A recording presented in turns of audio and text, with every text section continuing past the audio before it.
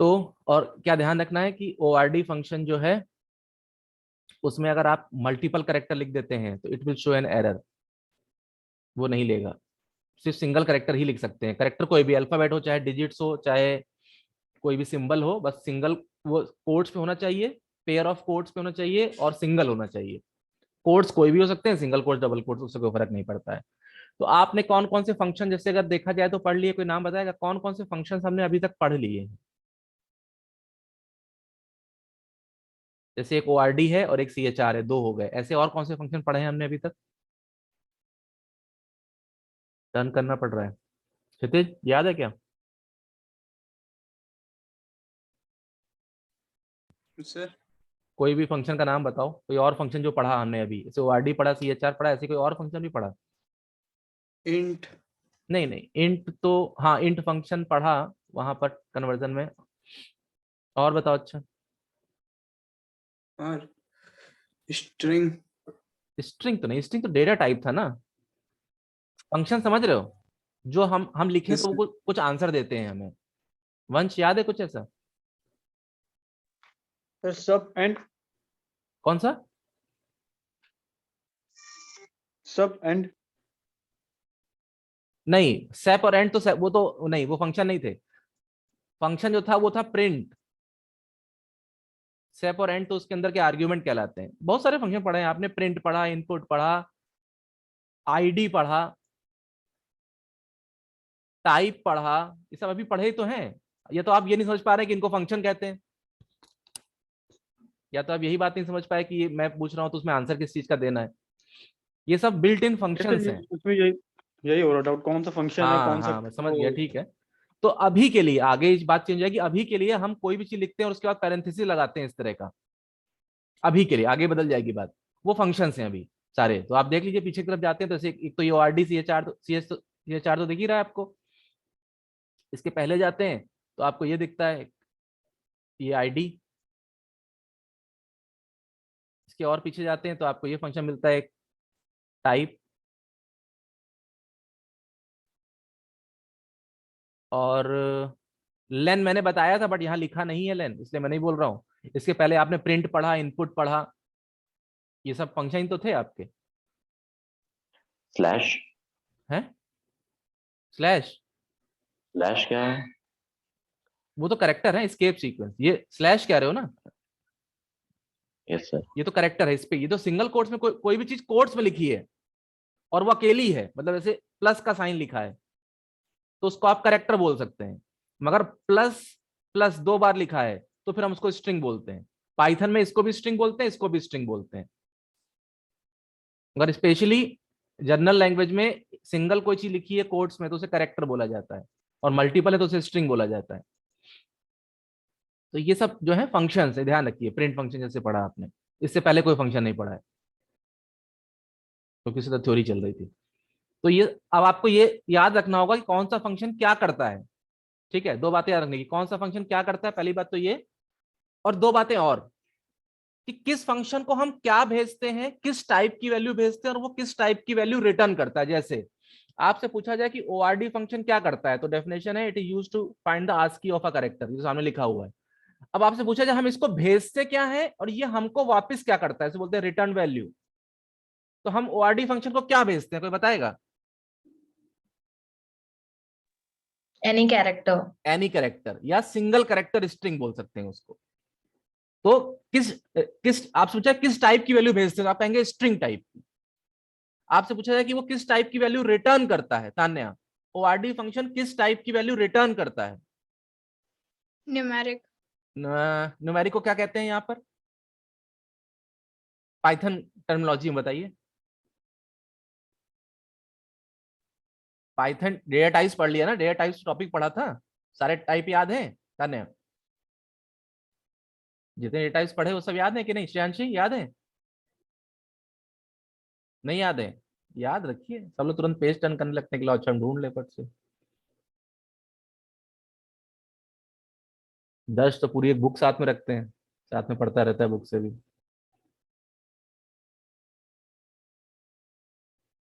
ऐसा ना हो मैच कराने में टाइम वेस्ट हो जाए, तुम कुछ चीज छूट जाए तुमसे, ये चीज ध्यान रखना। क्षितिज कुछ याद है डेटा टाइप्स की नहीं?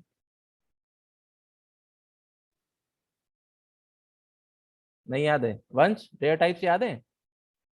तो न्यूमेरिक वैल्यू तो न्यूमेरिक ही होती है, उसको वही तो कहते हैं, और क्या नहीं कहते हैं? बेटा, यहाँ न्यूमेरिक थोड़ा बोलते हैं, यहाँ तो डेटा टाइप का नाम क्या है? तो यहाँ पे इंटीजर। हाँ इंटीजर। तो डेटा टाइप्स आपने पढ़े, इसमें क्या पढ़ा? नंबर, नंबर में 3 टाइप नंबर है ना, न्यूमेरिक नहीं बोलते हैं। मैंने टर्मिनोलॉजी बोली ना, किस टर्मिनोलॉजी में आप नाम लीजिए। तो नंबर, नंबर में 3 टाइप, इंटीजर, फ्लोट, कॉम्प्लेक्स। और इंटीजर के भी 2 होते हैं, बुलियन और साइन। और फिर स्ट्रिंग, फिर लिस्ट, फिर टपल, फिर डिक्शनरी। तो आपको ये बताना पड़ेगा, ये ही एग्जैक्ट यही नाम लेने पड़ेंगे आपको, ठीक है? तो ये आपको ध्यान रखना है कि हर फंक्शन का नाम, उसका काम, हम उसको कैसी वैल्यू भेजते हैं और कितनी वैल्यू भेजते हैं, और वो हमें कैसी वैल्यू वापस करता है, ये आपको पता होना चाहिए। ये एमसीक्यू में इसका क्वेश्चन आता है कि what is the return type of ORD function. उसका आंसर है इंटीजर। या नंबर लिखा है तो वो भी चलेगा, न्यूमेरिक नहीं चलेगा। फ्लोटिंग पॉइंट लिखा है तो एरर, वो मतलब वो नहीं है उसका आंसर, फ्लोटिंग पॉइंट नहीं आता उसका आंसर कभी। ASCII कोड जो होते हैं वो कभी भी फ्लोटिंग पॉइंट में नहीं होते हैं, वो इंटीजर होते हैं। ऐसे CHR फंक्शन हमें किस टाइप की रिटर्न करता है? तो उसका आंसर है स्ट्रिंग टाइप की। तो ये आपको याद रखना होगा, हर फंक्शन के बारे में हमें याद रखना होगा। नेक्स्ट टॉपिक पे मूव कर रहे हैं। नेक्स्ट टॉपिक है हमारा असाइनमेंट ऑपरेटर। ये हम बहुत पहले से पढ़ते आ रहे हैं, इसमें से एक ऑपरेटर हम बहुत पहले से पढ़ते आ रहे हैं, स्टार्टिंग से ही। Equals to, be sure about this thing, ये बात पहले भी बोली गई है, अभी भी बोली जा रही है। ए इक्वल्स टू 10 का मतलब है राइट हैंड साइड की value left hand side variable में असाइन होना। राइट हैंड साइड की value left hand side variable में असाइन होती है। क्या नहीं हो सकता? 10 equals to a, it is a wrong statement. Here the error comes, L value required। इस साइड जो होती है वो L वैल्यू चाहिए होती है, आपने ऊपर पढ़ा है L वैल्यू, R वैल्यू। तो L वैल्यू क्या होता है? वेरिएबल का नेम जो होता है वो L वैल्यू होता है। तो लेफ्ट हैंड साइड पर असाइनमेंट ऑपरेटर मतलब इक्वल्स टू के साथ हमेशा वेरिएबल ही चाहिए होता है। अब यहाँ पर एक बात शायद पहले भी देखिए, अभी फिर से बोल दे रहा हूँ। कोई वेरिएबल a है जिसकी वैल्यू 10 है, एक वेरिएबल b है जिसकी वैल्यू 20 है,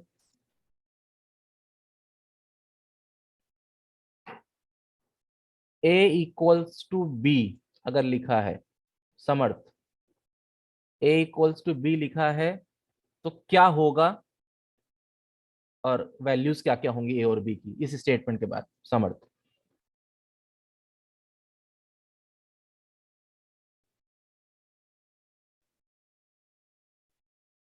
पर रिपीट कर दी। a इक्वल्स टू 10 है, b इक्वल्स टू 20 है, तो अगर a इक्वल्स टू b लिखते हैं तो इससे क्या होगा?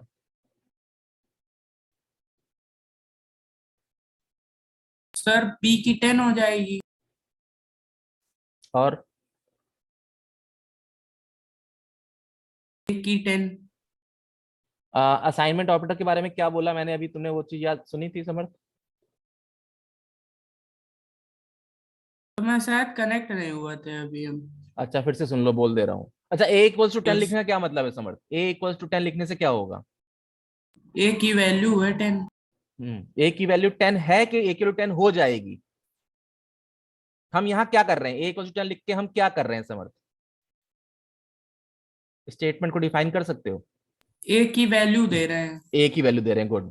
तो मतलब कौन डेटा का फ्लो किस साइड है? राइट टू लेफ्ट की left to right? Right left पहचानते हो ना सही से? To right. फिर से बोलो। Left to right. Left right सही से पहचानते हो, इसमें कोई डाउट तो नहीं है? तो एक बार बता दीजिए। राइट हैंडेड हो, लेफ्ट हैंडेड हो, किस हाथ से लिखते हो? Right hand. तो तुम्हारी स्क्रीन में जो तुम्हें दिख रहा है उसमें राइट हैंड साइड से वैल्यू लेफ्ट हैंड साइड जा रही है कि लेफ्ट से राइट जा रही है? राइट से लेफ्ट जा रही है। राइट से लेफ्ट ना, हाँ। तो तुमने पहले उल्टा बोला ना, राइट टू लेफ्ट जा रही, समझ गए बात? ठीक है, यस सर। 10 a में जा रहा है, दैट्स ओके। Yes sir. तो a इक्वल्स टू b लिखने से क्या होगा? बी की वैल्यू 10 हो जाएगी। किसकी वैल्यू? बी की। अभी तुमने क्या बोला कि वैल्यू किधर से किधर जाती है इक्वल्स टू में? राइट से लेफ्ट। ये याद रखो ना, तो किसकी वैल्यू Yes, किस में sir. जाएगी, ए की बी में कि बी की ए में? की बी में, फिर से वॉइस ब्रेक हो रही ए तुम्हारी। की बी में, पहले पहले अनम्यूट कर लो फिर बोलो, तुम आधा पहले अनम्यूट करने से पहले ही बोल चुके होते हो। अनम्यूट करो पहले, ए की बी में, फिर लेफ्ट राइट भूल गए क्या? किधर से किधर जानी है समझ, फिर से बोलो। ए से बी में जाएगी, अरे राइट लेफ्ट बोलो पहले। राइट से लेफ्ट में, राइट में कौन लिखा हुआ है? ए, फिर तुम लेफ्ट राइट ही भूल गए। बी है सर, बी। राइट याद रखो, I am right, Yes, sir. I am right handed, ये I am right handed means जो भी आप जिसका राइट हैंड से आप खाते हैं, राइट हैंड से लिखते हैं, तो इसका मतलब राइट हैंडेड है, मतलब आपका राइट हैंड जो है वही राइट साइड है। कंफ्यूज मत हो। तो चलो अच्छा जल्दी से कंप्लीट करो इस बात को। कौन कहाँ जा रहा है? किसकी वैल्यू समझ बी की वैल्यू ए में, बी की वैल्यू ए में, ठीक है फाइनल कर रहे हैं इसको।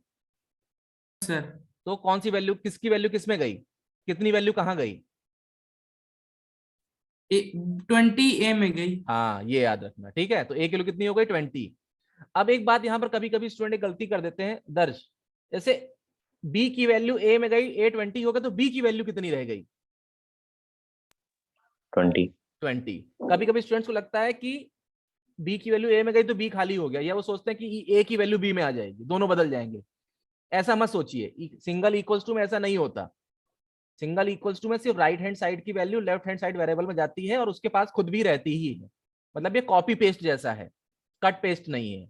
और दूसरी चीज, कंपाइलर इसको कैसे पढ़ेगा, एक बहुत इंपॉर्टेंट चीज है, never read this as 10 equals to 20, never read this as, it is a wrong interpretation. What is the correct one? It is to be read as a equals to 20. इसका मतलब है एक, मतलब राइट हैंड साइड पे जो variable है उसकी value रख दो और वो वैल्यू फिर लेफ्ट हैंड साइड वाले वेरिएबल में जाएगा। इसको कभी भी 10 इक्वल्स टू 20 मत पढ़िए, मत पढ़िए कभी भी, ठीक है। आगे बढ़ते हैं। तो ये असाइनमेंट ऑपरेटर यहाँ लिखा हुआ है, assign the right hand side value to the left hand side variable. a equals to b लिखा है तो यहाँ पर b एक वेरिएबल है, मगर इसको वेरिएबल जब असाइनमेंट का काम होगा तो यहाँ b के बजाय b की वैल्यू रखी जाएगी। तो हमें राइट हैंड साइड पे हमेशा वैल्यू आ जाती है अपने आप से, और लेफ्ट हैंड साइड पे हमेशा वेरिएबल ही रहता है, कभी उसकी वैल्यू नहीं देखी जाती कि वो पहले से कितनी है। असाइनमेंट ऑपरेटर में लेफ्ट हैंड साइड पे कोई वेरिएबल लिखा है से a इक्वल्स टू a पहले से कुछ है या नहीं है, इस बात से फर्क नहीं पड़ता।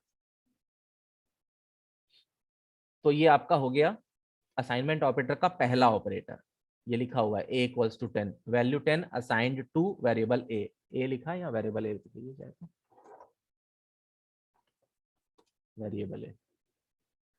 अब ये जो रेड बॉक्स में लिखे हैं, these are called as augmented assignment operator, या इनको पाइथन शॉर्ट हैंड भी कहते हैं। ये क्या करते हैं, एक बार समझने की चीज है, बाद में फिर अपने आप समझ में आ जाएगा आपको। जैसे x एक वेरिएबल है, इसके लिए 25 है और लिखा हुआ है x plus equals to 10, this statement is equivalent to this statement. x plus equals to 10 का मतलब है x equals to x plus 10। तो जब भी एग्यूमेंटेड ऑपरेटर लगाया जाता है तो वो जिस ऑपरेटर पे, जैसे a इंटू इक्वल्स टू 2 लिखा है, इसका मतलब है इसी वेरिएबल की वैल्यू इस साइड रख के इस ऑपरेटर के साथ और इस ऑपरेंड के साथ उसको सॉल्व करिए और वैल्यू दोबारा से इस वेरिएबल में पुट कर दीजिए।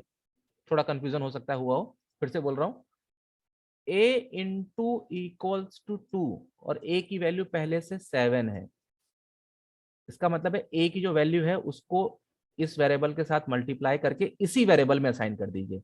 तो a अगर पहले 7 को पॉइंट आउट कर रहा था तो ये वैल्यू यहां से लाके रखी जाएगी, 2 से मल्टीप्लाई होगी और जो आंसर आएगा वो इसी वेरिएबल में असाइन कर दिया जाएगा। Is it okay? फिर से बोलूं आर्गुमेंटेड के बारे में? ऐसे बोल दिए। ओके ठीक है। सर।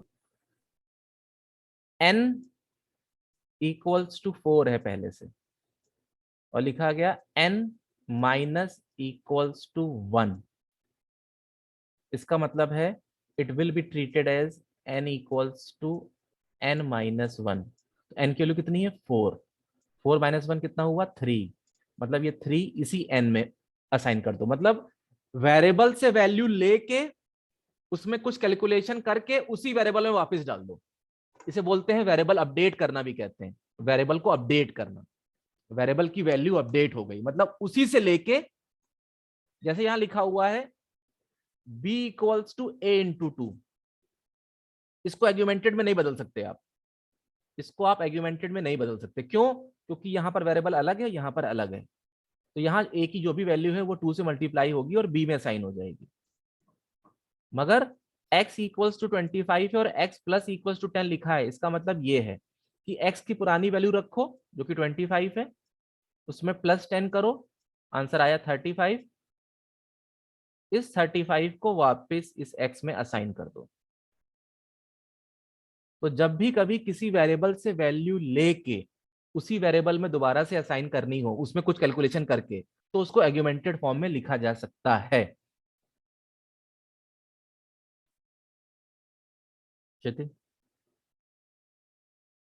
Yes sir. रिपीट कर सकता हूं मैं, अगर किसी को डाउट हो फिर से रिपीट कर सकता हूं. ठीक है, अगर नहीं है डाउट तो मैं क्वेश्चन दे रहा हूं आपको. आप सर यस सर इसमें b equal to a into 2 में वैल्यू किस पे आएगी? बी में आएगी. ए की वैल्यू B 10 में है और आएगी. 2 से मल्टीप्लाई होके. देखो असाइनमेंट में वैल्यू आएगी तो हमेशा लेफ्ट हैंड साइड वाले में ही. मगर आर्ग्यूमेंटेड में क्या होता है कि लेफ्ट हैंड में जिसमें आएगी उसी की वैल्यू में कुछ कैलकुलेशन होकर वापस उसी में आएगा. मतलब दोनों साइड वही है. यहां देख रहे हो ना, इसका मतलब क्या है? इसका मतलब है x equals to x plus 10. तो लेफ्ट हैंड साइड में भी x है, राइट हैंड साइड में भी x है. मगर राइट हैंड साइड वाले की वैल्यू रखी जाएगी 25 जैसे, और लेफ्ट हैंड साइड वाले में वैल्यू आएगी. तो एक्चुअली देखा जाए तो x दोनों साइड इन्वॉल्व है. x से ही वैल्यू ले रहे हैं और x में ही वापस डाल दे रहे हैं. तो इसे आर्ग्यूमेंटेड से सॉल्व किया गया है. मैं आपके सामने एक चीज लिख रहा हूं, आप बताएं कि इसमें क्या होगा. n equals to 17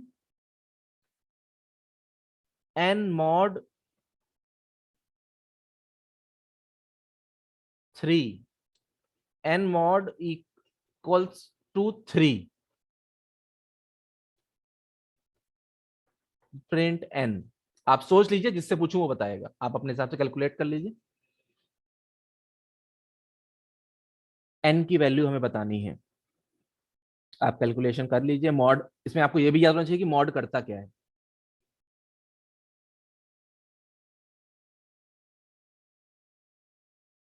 Tanya and Shianshi, try to keep the camera on.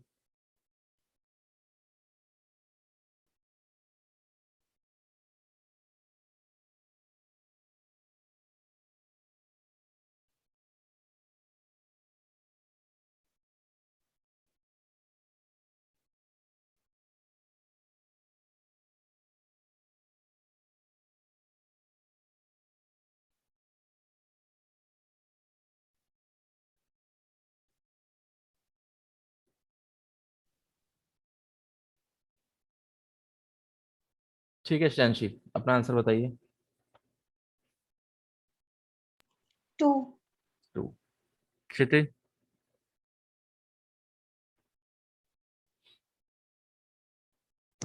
2. Vansh. n is equal to 2. हाँ ठीक है, 2 ही आंसर है हाँ. और सबने क्योंकि निकाला ही है. तान्या, दर्श और समर्थ, आपसे नहीं पूछा, आपका भी यही था आंसर. अगर कोई डाउट है तो मैं बताऊंगा, नहीं तो फिर यस मैं. सर. Yes. ठीक है, तो फिर इसको आगे मूव कर रहे हैं. ये आपके आर्गुमेंटेड ऑपरेटर है. जनरली हमें जब लिखना होता है तो हम x equals to x plus 10 ही लिखते हैं, कोई प्रॉब्लम की बात नहीं है. मगर जब भी कभी कोई आउटपुट क्वेश्चन आएगा और उसमें ऐसा लिखने की जरूरत होगी तो कभी भी क्वेश्चन में ऐसा ना लिख के ऐसा लिखा जाएगा. हमेशा ऐसा ही लिखा जाएगा. ये भी एक तरह की टेस्टिंग है स्टूडेंट की, भाई उसको ये आता है कि नहीं आता है. तो कभी भी आउटपुट के क्वेश्चन में ऐसा कुछ भी होगा तो आर्गुमेंटेड का यूज अगर पॉसिबल है तो वो करेगा. क्वेश्चन पेपर बनाने वाला पर्सन वो आर्गुमेंटेड ही यूज करेगा. आगे बढ़ते हैं.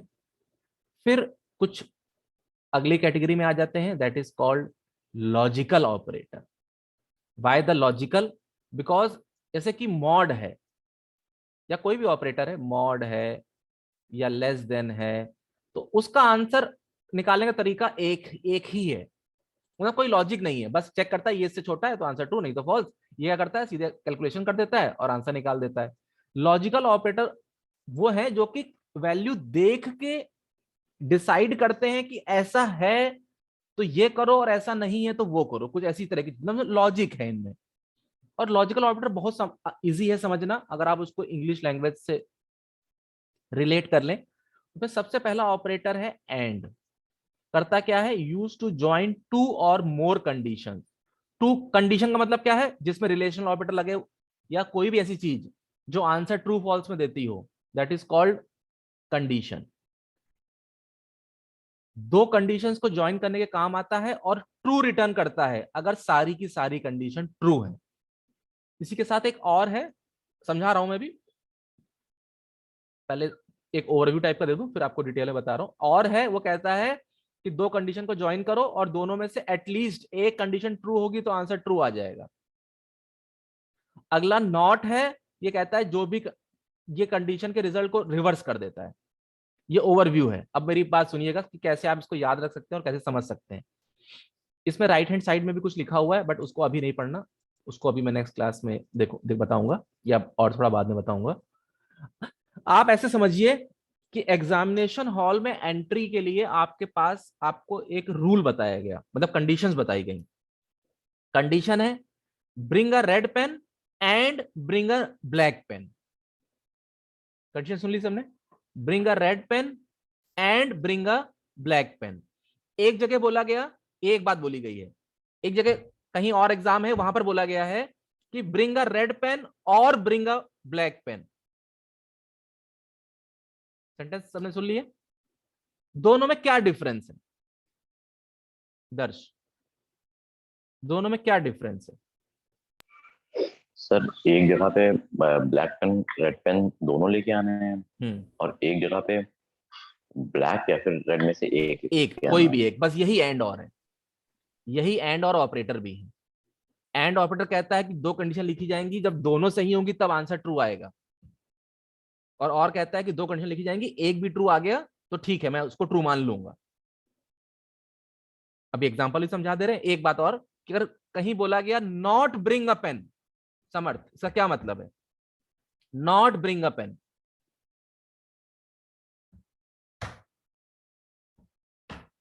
समर्थ का कुछ कनेक्शन। वंश, एग्जामिनेशन हॉल में एंट्री के लिए बोला गया कि नॉट ब्रिंग अ पेन, इसका क्या मतलब है? सर पेन लाना ही नहीं, जीरो पेन लाएंगे तो क्या होगा? फॉल्स। फॉल्स हो जाएगा, मतलब उल्टा कर देगा। पेन लाने को ट्रू बोल रहे हैं, ना लाने को फॉल्स बोल रहे हैं, मगर उसके आगे नॉट लगा देंगे तो उसकी उसकी जो आपका जो स्टेटस है उसका रिवर्स काम हो जाएगा वहां पर। तो यही एंड और नॉट है। एग्जांपल देख लीजिएगा, लिखा हुआ है कि 12 greater than 10 and 5 less than 2। तो 10 ग्रेटर देन 12, इसका आंसर क्या है? ट्रू है। 4 लेस देन 2, मगर इसका आंसर फॉल्स है। इसलिए इसका ओवरऑल आंसर क्या आया? फॉल्स, क्योंकि इसको दोनों ट्रू चाहिए थी।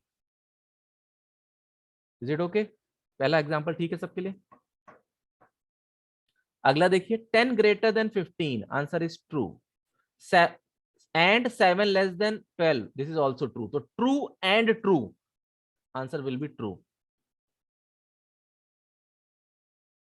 Same for the other one also. 5 greater than 2, पहला ही फॉल्स हो गया, यह भी ध्यान रखना है आपको। एंड के केस में एक बात नीचे लिखी है, and checks the second condition only when the first is true. जैसे आपसे कहा गया था bring a red pen and bring a black pen, ये बोला गया, तो आप एग्जामिनेशन हॉल में पहुंचे तो उसने कहा शो द रेड पेन, आपने कहा आई डोंट हैव। तान्या, क्या होगा उस केस में?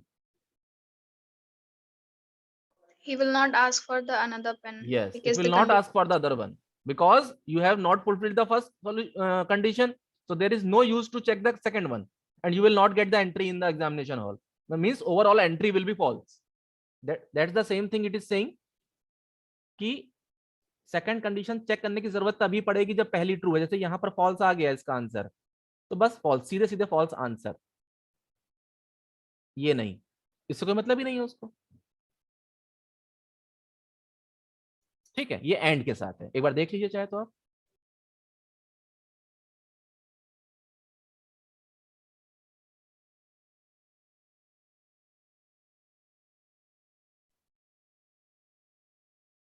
सर फर्स्ट ट्रू होगा सेकंड फॉल्स होगा। हाँ तब तो फॉल्स आया, यहाँ आया था ना, यहाँ वाले में फर्स्ट ट्रू था, तब सेकंड चेक हुआ मगर सेकंड फॉल्स निकला। जैसे कि आपसे कहा गया शो द रेड पेन, उसने कहा आई हैव, आपने कहा आई हैव, तो कहेगा शो द ब्लैक पेन, आपने कहा आई डोंट हैव, तो एंट्री तो तब भी नहीं मिलेगी ना आपको। मगर पहली ही कंडीशन फॉल्स हो गई तो दूसरे पे जाने का मतलब ही नहीं बनता, आपका आंसर वही हो गया।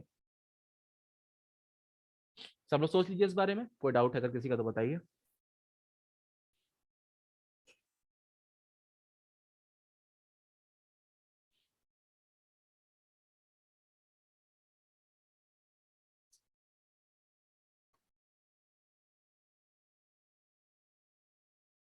ठीक है, तो मैं और पे जा रहा हूं, अगर एंड में कोई डाउट नहीं किसी को तो।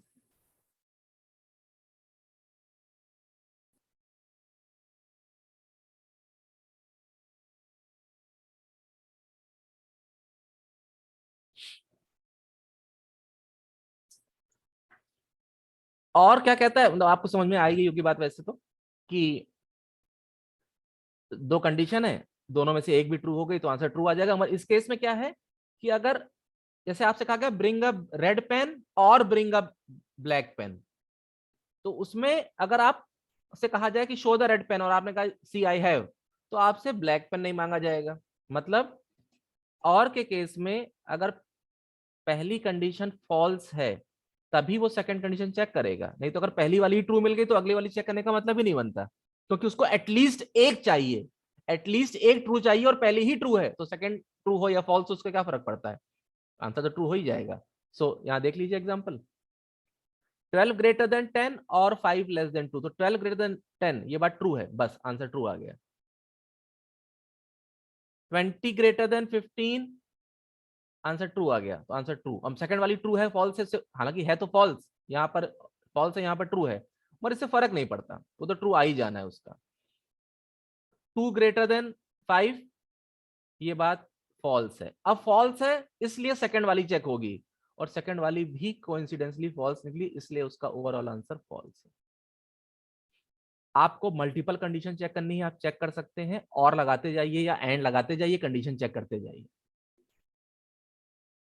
एंड या और लगाते जाइए, कंडीशन चेक करते जाइए।